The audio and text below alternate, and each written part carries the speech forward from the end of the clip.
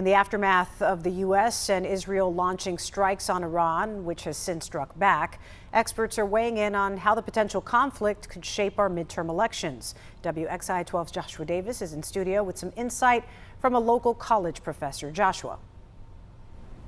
Christine, good evening. UNCG professor Ali Askarov told me the roots of this conflict stretch back to 1979 during the Islamic Revolution, and it could take days before we know the full effects of these most recent airstrikes in the Middle East and here at home.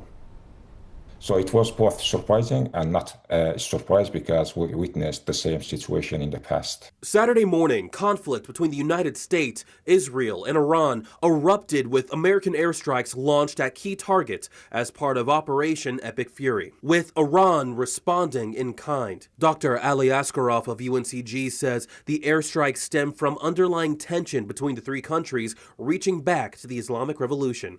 It's after the revolution, the new Iranian government refused to recognize Israel as an independent state, adopted a strongly anti-Israeli position, and began supporting armed groups or proxy groups opposed to Israel in places like Lebanon, Gaza, Syria, Iraq, and Yemen. President Trump recently announced that the country's supreme leader, Ali Khamenei, was killed. It's also been reported at least 3 U.S. service members were killed and others were seriously injured. Washington faces a dilemma. First, respond strongly to protect deterrence or avoid being pulled into a broader war.